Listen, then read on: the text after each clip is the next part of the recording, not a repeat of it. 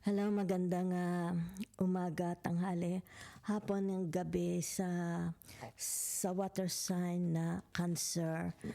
Lola Baby, nagpapakilala po.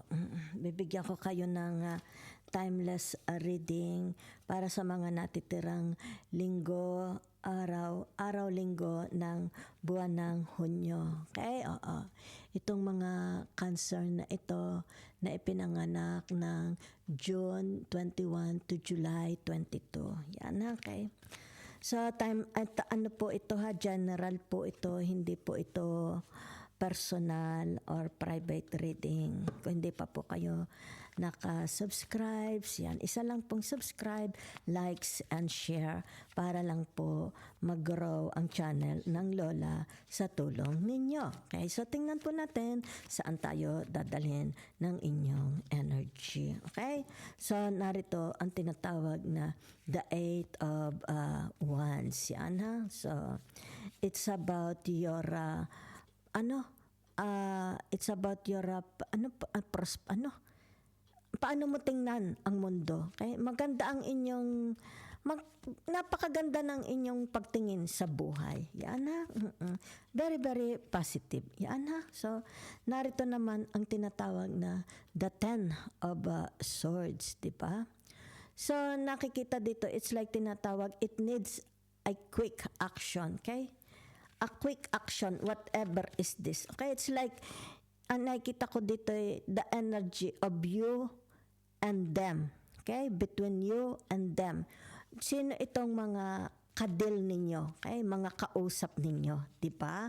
So it's like tinatawag na it needs, there is a problem needs to be solved. Yan ha, and it needs a quick action. O yung tinatawag na solution, di ba? So, sandali lang ha, maganda ito, maganda energy. Yun ang energy ang nakikita ko for some of you. So, naririto ang tinatawag na the Knights, okay? The Knights of Wands, yan no. Kung ano man ito ha, yan, okay? It's like tinatawag ikaw ito. Ito yung energy mo, di ba? What you can offer, di ba? Yan, para magkaroon dito ng tinatawag na harmony, yan, synchronization, understanding, di ba? Para dito yung tinatawag na hindi magkawatak-watak. Hindi ko pa kasi alam dahil ito'y energy, ha? Ano nangyayari, okay? It seems like meron dito yung tinatawag kanya-kanyang opinion, di ba? Kanya-kanyang ideas, di ba? Kumbaga dito ay kailangang itong grupo ng tao na ito is tinatawag na magkaroon ng unity. Yan ha.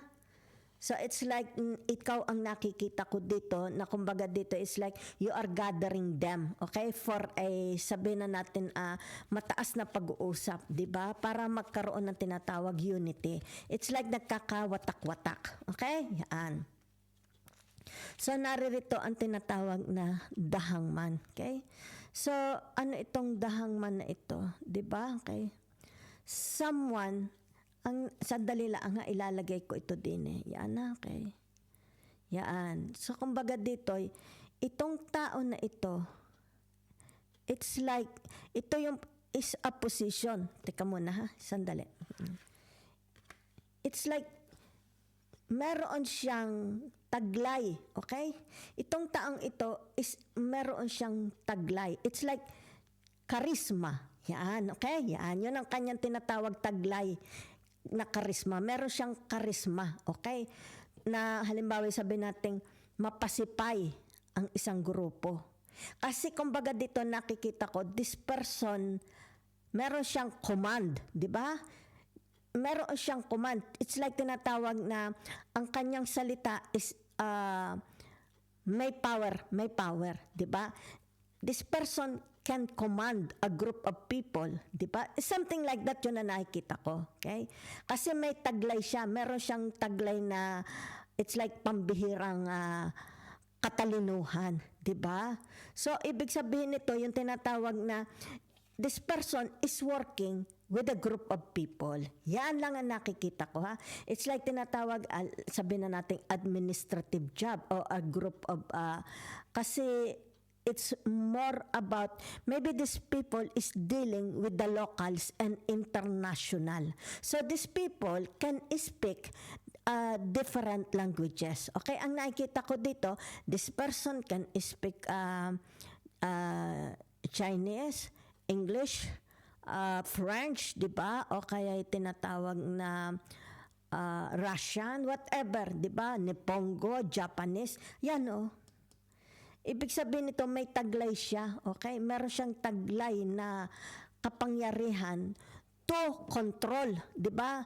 To manage, to hold. Okay? Kumbaga dito'y kaya niyang patahimikan, kuhanin ang tinatawag na attention. Pag sinabi niyang, makinig kayo, natahimik ang tao. Diba? So whatever is this, it's like tinatawag, there is an action. Diba? Kumbaga dito'y, ang nakikita ko dito'y, it's more about acceleration. Okay? Acceleration of yung tinatawag profession, career, di ba? So maganda, maybe there is a travel plan, di ba? It's like tinatawag na maybe this person will be transferred to another place, location, or countries. Yun ang nakikita ko, ha? So maganda po, ha? Maganda. So meron ditong tinatawag na understanding. Okay? It's like tinatawag pinagbotohan. Diba? Yan. So ibig sabihin nito, tinatawag na the tree. Okay? The Three of Pentacles. Yan. So, what this person is offering, di ba? So, ibig sabihin, itong taong ito is meron siyang taglay, okay, nagaling, natalino. Kumbaga dito ay very, very convincing. His words, his intelligence, very, very convincing. Yan ha.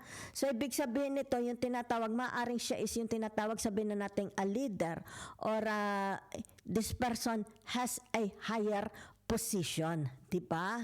Yan. It's like, ang nakikita ko dito is meron siyang hinahawakan. Let's say, sabihin na natin organization, a club, a company, di ba? With a group of people. So, kumbaga dito, nakikita mo yung tinatawag the growth. Okay? Growth. Yan ha? So, there is an action, di ba? Yan, magkakaroon dito ng tinatawag na action. It's like pag-iipon, assembly. Okay, nakikita ko lang an assembly. Yan ha. So, kumbaga dito narito yung tinatawag na the 5. Okay, to the 10 of swords, mula dito sa 10 of swords to the 5, okay, of swords. Yan ha. So, ibig sabihin nito, yung tinatawag na pangmalawakan, solusyon, pangmalawakang talino, di ba? Yan. Para magkaroon dito ng tinatawag mag-bind, di ba? Magkaroon tinatawag strong relationship, unity, di ba? Para ito yung tinatawag na binding. It's like sabihin na natin a contract, magkakaroon ng seal, di ba? Yan ha, yun ang nakikita ko ha. So, it's like dito nakikita ko is a group of people, okay, what they will do for you. So, nakikita ko there is an acceleration, okay? It's more about tinatawag na movements, okay? It's like a travel, yan. Kumbaga dito yung meron itong pahintulot, yan ha, from this group of people, yan ha. So, this, I think they will inform you, okay, about this. Ibig sabihin, kung ano ang nag-transpire sa loob, halimbawa, group of people, kung ano ang nag-transpire dito, kung anong kanila na pag-usapan, na pagkasunduan, ibig sabihin nito, you will be informed. Yan ha. So mukhang maganda ha, napakaganda. Maybe nakikita ko dito there is a travel abroad, 'di ba? Maybe you will be transfer to a different location, a place, a country. Okay? So narito yung tinatawag na the tree. Okay? The Three of Wands. So ibig sabihin nito, yung tinatawag na it's about you na. Okay? Ibig sabihin, binibigyan ka na ng permiso. Binibigyan ka na ng tinatawag na pahintulot para gawin itong tinatawag na it's like trabaho, a duty, a task. Okay? Yan, oh. Ibig sabihin nito, it's like, you will, I do not know, it's like nakikita ko, kayo lang, di ba? Kayo lang it's like, there is a journey, di ba? Ikaw lang. Kumbaga dito, maybe you will hold a group of people. Yun lang nakikita ko ha. Pero mag-isa ka lang. Kasi nakikita dito, they are very, very confident sa iyong tinatawag na galing. Di ba? So, ibig sabihin nito, there is, you will be, it's like, there is an order. Okay? It's like there is a journey, a movement, a transfer. Okay? Ibig sabihin nito, ito'y kailangan pangatawanan mo because narito yung tinatawag malaking responsibilities na ito yung tinatawag na ikaw ang pinagbutuhan, ikaw ang napili to perform this. Kumbaga para i-execute ito, gawin ito. Yan ha, kasi narito maraming energy ng mga tao, di ba? It's like tinatawag, wag mo silang bibiguin. Wag mo silang bibiguin. Yan ha, it's like tinatawag a one-time opportunity. Ikaw lang sa iyo ibinigay. Okay? So, naririto ang tinatawag na the seven of swords, di ba? So, ano itong tinatawag na the seven of swords na ito? So, ito na yung tinatawag na, pupunta ka na sa tinatawag na grupo. Okay? Yan na nakikita ko grupo. Maybe it's a new people. It's a new, let's sabi natin mga colleagues. Or hindi ko alam. It's like you will teach them. Okay? Yan. Ang nakikita ko dito, you will hold this. It's like an audience, di ba? Okay, you will stand in the front of them. Di ba? It's like tinatawag, you will give a speech. You will give a tinatawag na matalinong pananalita, di ba? Something, it's more about tinatawag na what you can. Okay, it's like tinatawag, they will learn from you. It's like a new sabihin na nating a new technology, a new machinery, it's like a new, di ba? Coming from you, di ba? It's like tinatawag ito ang specialty mo. Kumbaga dito, ang nakikita ko malaking audience ito. Di ba? Malaking audience yan. Kaya dito lumabas itong tinatawag na the seven. Okay? The seven of swords. Di ba? It's like tinatawag na you will bring them. Okay? You will bring them the new technologies. Maybe it has something to do about IT software, di ba? Maaring hardware, maaring a program, di ba? You will teach them, okay? The new technologies, di ba? So yun ang nakikita ko dito, okay? It's like tinatawag, I will solve your problems. Ako ay pinadala sa inyo, di ba? Kumbaga dito nakita ko, you will hold a very, very big audience, di ba?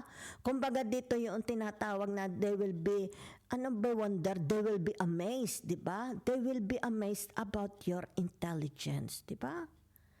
So, it's a very, very big ito, okay? Very, very big responsibility, okay? Yan for you, okay?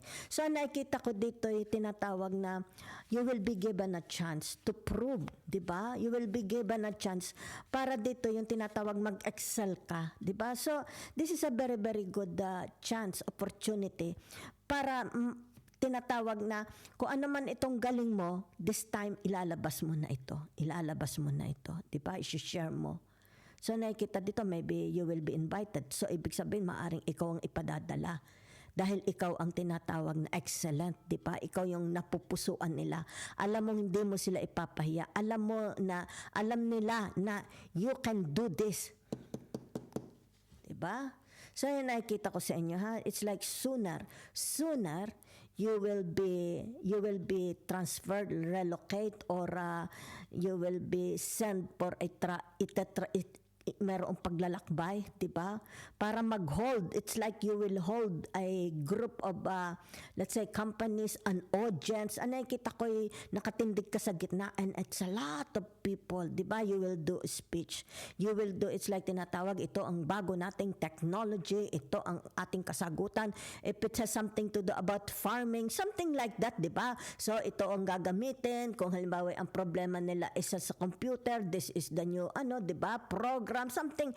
It's like para kang sino ba yung may-ari dati nag-invento ng iPhone, ng Apple, something like that, di ba? Kumbaga dito yung tinatawag, people will be amazed by your intelligence.